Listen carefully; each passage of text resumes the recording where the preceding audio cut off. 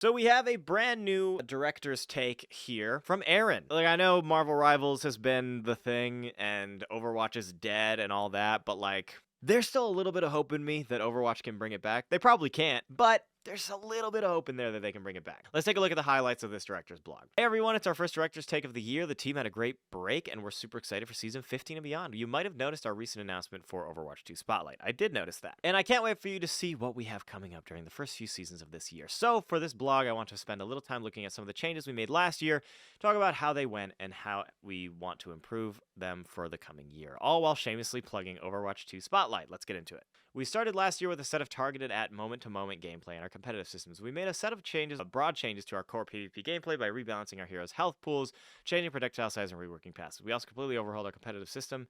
We think that the idea of yearly refresh to the game was successful and are looking to have a major update to the way it plays every year. However, we want to go even bigger in 2025. Details to come in a spotlight as well as the next director's take blog. That's interesting. So they're saying that the projectile changes and the health reworks isn't the only core massive gameplay change that they want to make. And I really don't like that, because I don't think that the projectile size changes and the health changes made too big of a difference. At the end of the day, if you hit your targets, they take damage. But I think the core of Overwatch doesn't need to be changed. We have proven over the years that the core of Overwatch is the thing that made Overwatch fun, and the fact that we keep trying to change the core of Overwatch between changing 6v6 to 5v5, or the fact we keep changing core things, changing these core gameplay modes, or affecting the health and projectile size of every character in the game is not making the game more fun. So let's stop doing those things. That's my thought on that. We are pretty happy with the new direction of competitive play. The game is now more approachable for new players, and it's easier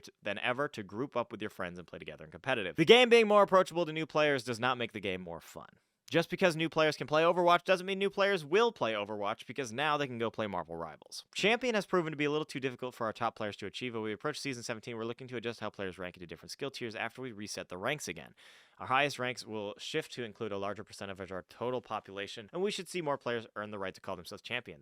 Seems like a mistake. Seems like you don't want people in champion, because that's what it's for. It's for being the highest, most unachievable goal that only the best have. I think that's fine.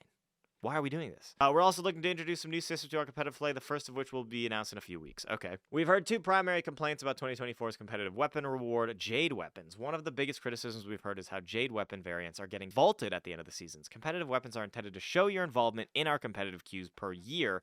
As time goes by, you will have a different set of weapons based on how often you play comp each year. Keeping competitive weapons limited to the year gives them ability to tell the story. Some of you have been hoping for weapon skin that has a higher end look to it, and we've got something for 2025 that is pretty spectacular. So while Jade weapons variants are going away for now, we've got an amazing new weapon. Okay, so why even address it? What's the point of even addressing this problem? If this entire paragraph is saying, we heard that you don't like that Jade weapons are going away. Sorry, too fucking bad. They're going to be put away anyways. So that's nothing. That's literally nothing. The idea of adding in new weapon rarities and stuff is cool, but having them tied to a year is weird. And no other game does anything like that. Yes, games have limited time cosmetics and limited time whatever, but it's a ranked reward. It should not be tiered like this. It should be tiered. You should just have gold, jade, ruby, amethyst, whatever. They should just all exist, and they should be more expensive depending on which one you want. Gold should be the cheapest, or require you to have hero mastery on each individual character rather than just playing comp and getting points for them. And that just so happens to be exactly what Marvel Rivals does, which the more you play a character, you get a reward for playing that character more. And that's what gold and jade weapon skins should be, right? Additionally, we also love the response to drives and think it's a great way to end EC. I have not played competitive once since they've introduced drives, so I have no idea. Okay, now let's look at heroes. The 3 heroes this past year have been some of our most mobile and 3-dimensional heroes yet. Our quirky and adventurous archaeologist Venture, which only has 1 legendary skin, quite literally got underneath opponents and shook things up. Juno glided into the scene with a unique vertical range to keep her allies healthy.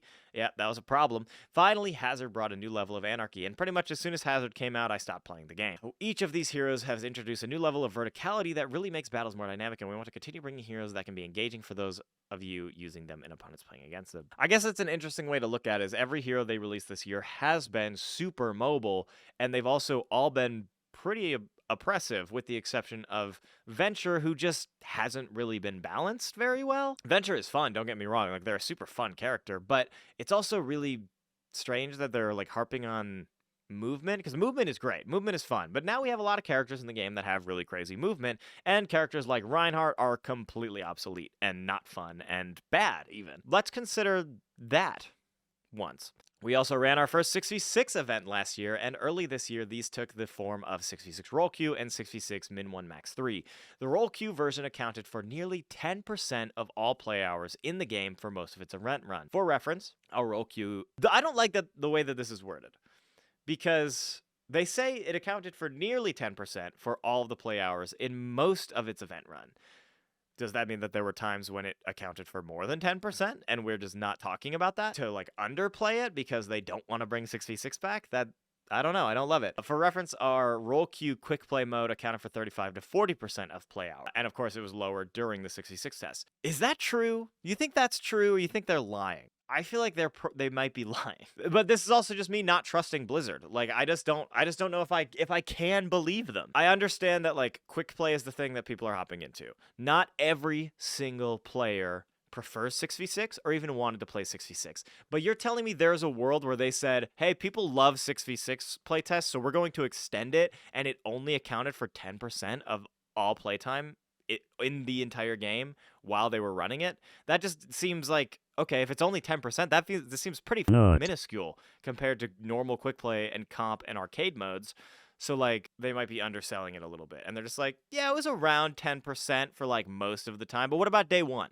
Tell me what it was for day one. It's a little too early to say what 6v6 places in Overwatch with a decent amount of people playing it. I think it's probably here to stay in some form, but so far we're not ready to swap the core format of the game. And also, we're going to run a mini competitive season of 66 starting mid-season 15. That is the thing I'm most interested in. And the thing that I will most likely engage with is the proper competitive playtest, because that is where you're going to have people like trying. It's where you're going to have like people actually care about team comps. I think this is the thing that is the most compelling. This is the thing that's the most compelling, because throwing it in quick play and being like, yeah, you can play this if you want, it should have been one of two things. They should have run the competitive test at the same time as the quick play test, or they should have removed quick play from the game. They should have done it in the way that they do the experimentals and removed quick play and just made it 6v6. And just had a way for the community to give feedback instead of just saying, okay, you can play this game mode if you want. We're still going to run quick play normally. It's only going to account for 10% of all the play hours for the time that the event was running, and we don't have the right data that we need to actually make this decision, because they don't want to make this decision, because they don't want to make the 5v5 players unhappy, and they don't want to make the 6v6 players unhappy. So now they're saying, okay, well, we'll probably like keep 6v6 in some capacity, but we're not 100% sure what that is yet, so 5v5 players don't get upset with us. And also, like, while we're doing this 6v6 test that could impact the future of the game, we're still going to leave normal quick play open so that the people who want to play quick play don't get mad at us. They're being very wishy-washy about the whole thing, and in a world where Marvel Rivals now exists, they can't be wishy-washy anymore. They have to make decisions. At the end of the day, if they want to say, F you, we're going to keep 5v5, 6v6 is dead, kiss it goodbye, they just need to do that. They just need to do that and not be weird and wishy-washy about it. If they want to give 6v6 a fair shot, give 6v6 a fair shot, make it the core game mode, and then gather feedback based on how the community feels about it. That's the only way that you can make a decision like this, and they're going the Blizzard route of saying, no, we're the ones that are always right. We're giving you what you want. Look at us. We're giving you what you want. But it's not like actually giving you what you want. It's giving you a taste of something kind of similar. It's like, oh, I love popsicles. I love cherry popsicles. And they're like, okay, so here's a frozen cherry. It gives you the idea of the thing, right? A cherry popsicle is just a frozen thing that tastes like cherry. So here's a frozen cherry. That's what you wanted. That's what they're doing. And that's not what they need to do. They need to give me the fucking popsicle. Me, the gamer who's always right. Anyway, speaking of game modes, I did see this, and this is actually kind of a big W. This is the biggest W of this entire dev. Speaking of game modes, we want to take a moment on what to expect for clashing, quick play, and competitive. This past year, we introduced Clash, which was inspired by the original Assault maps, but gave players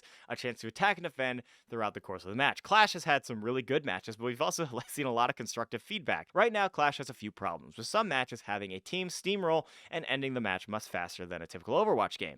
It can also be confusing as to which point is active for some players. So starting in Season 15, Clash maps are going to be removed from competitive as we take time to look at these maps and work to find ways that we can deliver the best competitive experience to all of our players. Keep you updated on the progress we make there. In the meantime, we are going to keep Clash in quick play and other unranked modes, which is crazy because now this is the second time they have removed 2CP from the game. That's what I'm saying though. Is Clash is a fine game mode if you want. You know, having more game modes is good, and putting them in quick play first is fine. They don't have to go in competitive right away. But that's also why I'm saying we should bring 2CP back. Just put 2CP back in the quick play rotation. There's no reason not to. It doesn't have to go back in comp, and it's the thing I've talked about for years about the removal of content from Overwatch. It's all they have done is remove things from Overwatch in Overwatch 2. And even things they have added in Overwatch 2, they have removed.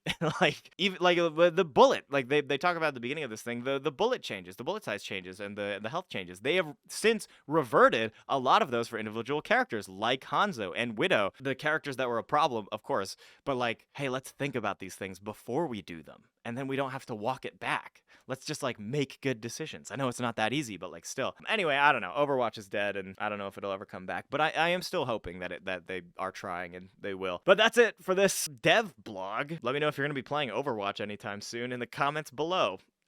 Anyway, I gotta go play Marvel Rivals now.